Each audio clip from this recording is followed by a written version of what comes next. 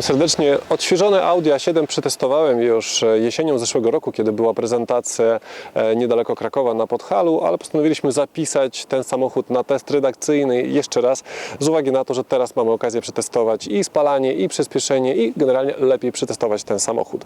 Ale auto przyjechało z niespodzianką pod maską, dlatego że tu jest silnik benzynowy. O tym za chwilę, tylko jeszcze na wstępie powiem, że jesteśmy w nowym, takim trochę prowizorycznie znalezionym miejscu, dlatego że nasze miejsce tam na kampusie UJ zostało zajęte przez sprzęt budowlany, gdzie tam panowie koparkami robią sobie testy zawracania, więc musieliśmy dzisiaj wyjątkowo szukać nowego miejsca. Także zapraszam na taki zupełnie świeży, zupełnie improwizowany test.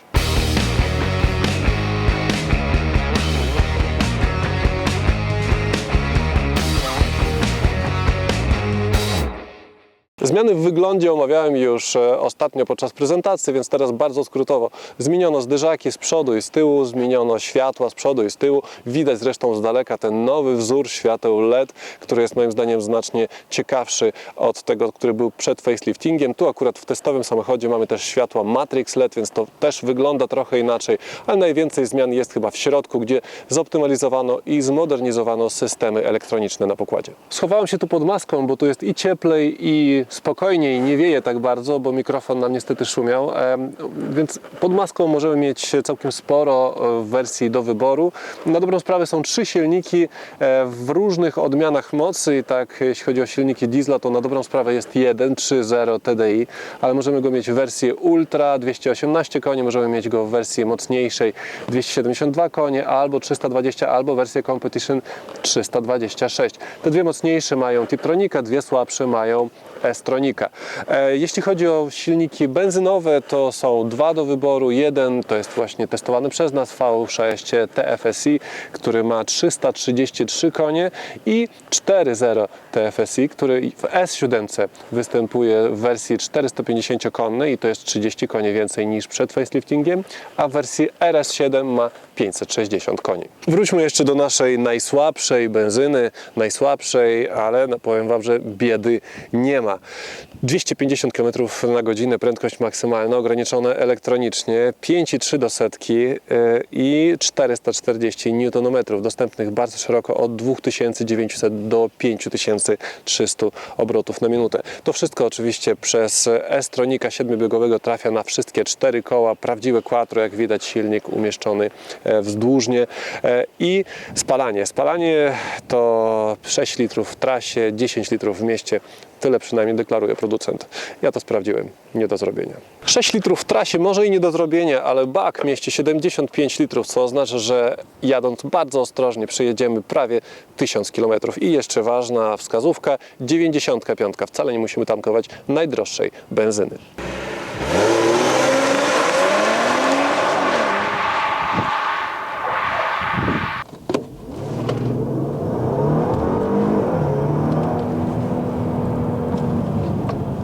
Porządny test dwumetrowca robiłem, kiedy testowałem Audi RS7, A7 w środku jest, jeśli chodzi o wymiarę, taka sama, więc nie będę marnował Waszego czasu. Powiem tylko, że z przodu miejsca jest dość, w bagażniku miejsca jest dość, a z tyłu tak sobie.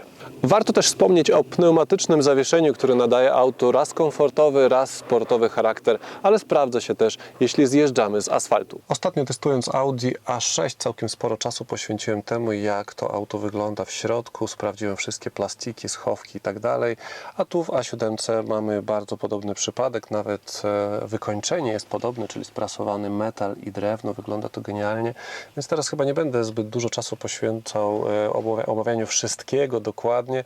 Powiem tylko w skrócie, materiały wykończeniowe, bajka, wszystko jest mięciutkie, przyjemne w dotyku, tutaj niżej również przyjemne, jeszcze niżej to wygląda na skorupę, ale nie, to też jest miękkie w dotyku. Tutaj po prawej stronie znajdziemy skórę specjalnie po to, aby prawa noga kierowcy przypadkiem nie poczuła się niekomfortowo. Liczne, jak widać, takie bardzo starannie wykończone elementy w środku, to wszystko, z czym mamy kontakt, jest nie tylko ładne, ale też przyjemne w dotyku. Te same plusy, ale też te same minusy, czyli tutaj na drzwiach z jakiegoś powodu zastosowano zupełnie twardy plastik, a pod łokciem lewym tradycyjnie w Audi mamy niemal zupełnie twarde wykończenie, nie ma tam pod spodem chyba wcale żadnej pianki. Także to są dwa minusy, które chyba zamykają listę minusów, bo cała reszta się naprawdę podoba, jeśli chodzi o wykończenie, wyposażenie tego samochodu. Tu mamy na przykład asystenta nocnej jazdy. Po włączeniu na ekranie przed nami pojawia się tutaj obraz taki noktowizyjny, więc widzimy tutaj wykrywane są postacie ludzkie, widzimy podpowiedzi tego typu nie tylko kiedy ten ekran jest włączony, bo to cały czas czuwa i chroni nas przed różnymi niespodziankami, więc nawet jeśli ekran będzie wyłączony, to wciąż w nocy, jeśli na naszym torze kolizyjnym gdzieś się znajdzie odpowiedni jakiś tam kształt, który będzie przypominał człowieka, to zostaniemy ostrzeżeni. Tutaj mamy oczywiście szybki internet, LTE, połączenie, tu mamy kartę SIM. Zresztą mamy też miejsce, jak widać, na karty SD, jedna, druga, obydwie mogą mieć 32 GB. Tu zresztą w schowku mamy jeszcze więcej możliwości, 6 DVD. Tutaj jest jeszcze jeden napęd. Tu generalnie można by zajrzeć też do schowka. Tu akurat schowek ładnie wykończony, ale tu niżej mamy dwa wyjścia, jak widać USB, jedno do ładowania komórki. Tutaj też miejsce do odłożenia komórki. Tu będzie miało lepszą łączność. Tu mamy wyjście 12 V jedno, 12 V drugie. Samochód technologicznie jest naprawdę niesamowicie taki nowoczesny. Widzimy tutaj zdjęcia satelitarne z Google'a. Tutaj mamy na przykład gładzik. Możemy szybko przestawiać, akurat to mi się nie podoba, przestawiać stacje radiowe, czy też wprowadzać adres. Możemy też głosowo wprowadzać adres w tej wersji już po faceliftingu, również po polsku. No, gadżetów naprawdę nie brakuje. Można by skończyć na tym, że mamy tu head-up display i system Bang & Olufsen, który nie pamiętam teraz dobrze na 100%, ale chyba kosztuje ze 30 000 złotych. Także samochód jest wyposażony naprawdę fantastycznie i podobnie jak w Audi A6 ciężko się do czegoś przyczepić. No, ja akurat znalazłem, ale to akurat mój ulubiony temat, także wybaczcie, będę do niego wracał. Słuchajcie, ja myślałem już, że za stary jestem na te wszystkie benzynowe silniki, 6 czy 7 tysięcy obrotów na minutę, tylko dla mnie optymalny silnik to jest V6, diesel, duży samochód, najlepiej SUV, który będzie sobie sunął powoli, pykał do przodu i jakoś to będzie.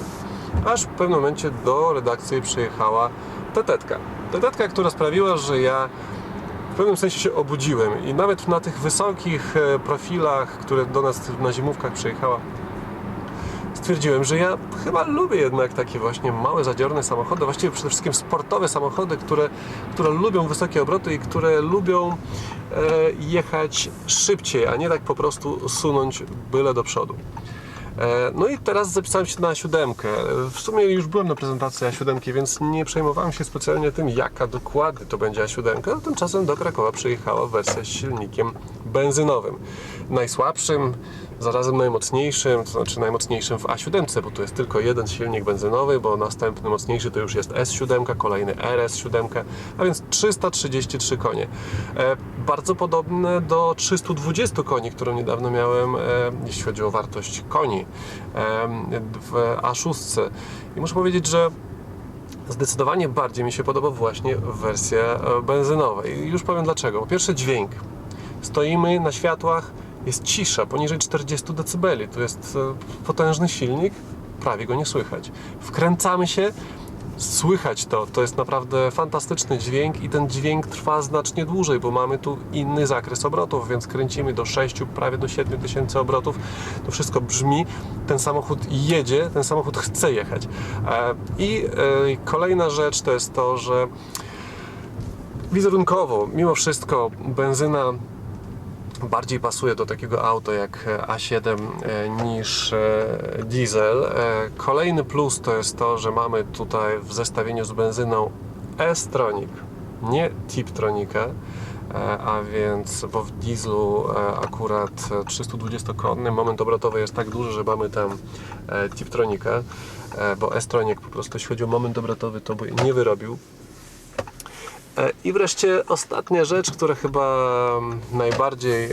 najbardziej mi tak podeszła w tym samochodzie, to jest to, że z benzynowym silnikiem Audi Drive Select sprawia, że to nie jest jeden samochód o dwóch obliczach, to się stają kompletnie dwa różne samochody. W dieslu to oczywiście też czuć, prawda? Włączamy efficiency i jedziemy do przodu. Włączamy dynamic, tutaj czuć, że pod nogą coś się dzieje.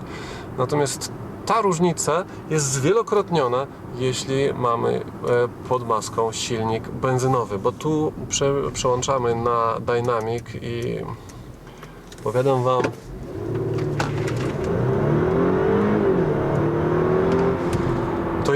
to jedzie, to brzmi, to wciska w fotel i to nie zostawia śladu na niebie, bo nie ma tu żadnych, że tak powiem, efektów ubocznych diesla. W każdym razie jestem zdecydowanie za silnikiem benzynowym w tego typu samochodzie. Teraz poczułem, ale też muszę powiedzieć, że z tym silnikiem jakoś łatwiej mi było dojść do porozumienia z samochodem też. Być może ze względu na to, że na wyższych obrotach tam co chwilę rytm pracy tego samochodu nie jest przerywany kolejnymi zmianami biegów, tylko można go podciągnąć i jechać cały czas szybko. I wtedy, kiedy ta moc płynie nieprzerwanie, można dużo więcej poczuć i wziąć od napędu quattro, który tutaj oczywiście jest prawdziwym quattro, więc czuć go naprawdę niesamowicie dobrze. Ja bym to ujął w ten sposób. Jakbyśmy oglądali samochód, który driftuje w zwolnionym tempie. Dokładnie widzimy, w którym momencie on zaczyna, prawda, ześlizgiwać się tylną osią, w którym momencie on odzyskuje przyczepność. Widzimy to wszystko tam 200 klatek na sekundę i czujemy dokładnie, kiedy coś się dzieje. Tutaj wszystko w czasie rzeczywistym jest to czuwalne dokładnie tak samo. Dokładnie wiem w jakimś ostrzejszym zakręcie, kiedy mocniej dociskam gaz, kiedy tylna oś zaczyna się powolutku wybierać na zewnątrz, kiedy ona się decyduje, że to już jest ten czas, kiedy opona mówi, no dobra, w tej chwili zaczynamy odpływać, kiedy dokładnie odsuwamy się na zewnątrz tyłem na tyle, na ile chcemy i kiedy ESP powie, no dobra, koniec zabawy. To jest wszystko tak czytelne, tak łatwo odczuwalne i tak fantastycznie zabawne, jeśli chodzi o jakby odczucia z tego wszystkiego, co się dzieje z samochodem. I tak przewidywalne. To jest to, o czym mówiłem na kanale Zachar Off. Kiedyś opisywałem Audi A6, mówiąc o napędzie Quattro i miałem nawet takie krótkie porównanie z X-Drive'em. To mówiłem, X-Drive może pojechać jeszcze szybciej, ale bardziej przewidywalne jest właśnie Quattro. I to jest przykład. Ten samochód po prostu, tutaj akurat mamy jakiś tam zakręt. To jest dokładnie to. Ja już odruchowo robię kontrę, zanim tył zaczyna odjeżdżać, bo ja wiem, że zaraz ten tył zacznie odjeżdżać. Ja wiem, jak on zacznie odjeżdżać, ja wiem, o ile trzeba tej kontry dać. I to jest po 2 dniach jazdy tym samochodem. Ja już wszystko o nim wiem. To jest tak czytelne, tak przewidywalne, tak... Lubię benzyny. O cenach ostatnio jesienią też mówiłem, więc teraz powtórzę na wypadek, gdyby się miały zmienić.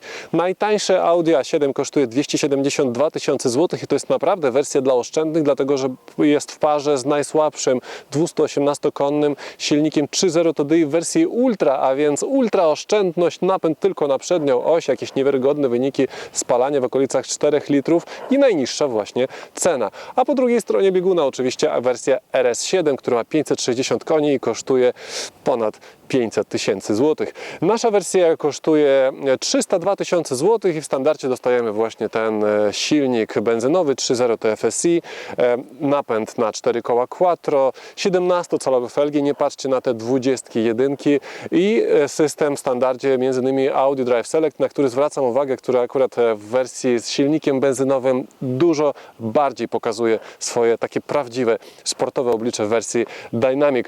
No i jeszcze dodam, że jeśli chodzi o doposażanie tego samochodu, naprawdę sky is the limit, dlatego że ta wersja, tak jak powiedziałem, zaczyna się od 302 tysięcy, a kończy się tam, gdzie kończy się nasza fantazja, bo ten nasz testowy samochód kosztuje drożej niż podstawowe RS7. Jeśli wydaje Wam się, że to jest drogo, to porównajcie ceny Audi A7 z konkurencją. Swoją drogą ciekawe, że nawet w tak niszowym nadwoziu konkurencji nie brakuje. Jest BMW 6 Gran Coupe, jest Mercedes CLS, jest Jaguar XJ, no i jest wreszcie Porsche Panamera. I praktycznie wszystko jest znacznie droższe. 6 Gran Coupe zaczyna się powyżej 100 tysięcy od najniższej ceny Audi A7. Kończy się prawie 100 000 drożej niż RS7. Mercedes jako jedyny zaczyna się niżej o 10 000, ale daje silnik diesla o mocy 170 koni, 2.2, prawda? To nie jest to samo. A więc popatrzmy na drugą stronę, a tam jest wersja AMG S, która kosztuje już powyżej 100 000 drożej od RS7. Znów drożej. Jaguar drożej o 100 000 w najtańszej wersji, drożej o dużo ponad 100 000 w najdroższej wersji. No i wreszcie Panamera, która w najtańszej wersji kosztuje prawie 400 000, a w najdroższej prawie 1 000 000. Audi A7 już podczas wrześniowej zeszłorocznej prezentacji przypadła mi do gustu, ale dopiero teraz, kiedy dostałem ten samochód w wersji z silnikiem benzynowym, naprawdę się w to auto wkręciłem. Już po paru dniach, a nie wyobrażam sobie, że niedługo będę musiał zmienić to na inne auto testowe. Szybkie, ładne, zwracające na siebie uwagę i kiedy trzeba komfortowe, kiedy trzeba sportowe. Czego jeszcze chcieć od auta? Być może tylko więcej miejsca z tyłu, ale ja jako kierowca akurat w tym przypadku mogę z tym żyć. Powiem tylko, że można, dopłacając co prawda słono, ale można z tego segmentu jeszcze dostać inne, bardziej egzotyczne samochody, takie jak Porsche czy Maserati, ale pamiętajcie, jeśli interesuje Was samochód, który zwróci na siebie uwagę, ale nie wywoła wielkich sensacji, to z Audi A7 będziecie zadowoleni. Raz testujemy auto 60-konne z LPG, innym razem podwójnie doładowana V6, która ma ponad 300 koni i kilkukrotnie wyższą cenę. Jak widzicie, testujemy samochody różne. Wszystko zależy od Was. Piszcie w komentarzach, co Was interesuje. Postaramy się spełnić, zrobimy co w naszej mocy. Postaramy się spełnić wszystkie Wasze życzenia. Tymczasem subskrybujcie, komentujcie, oglądajcie i zapraszam za chwilę na techniczną część tego testu. Do zobaczenia.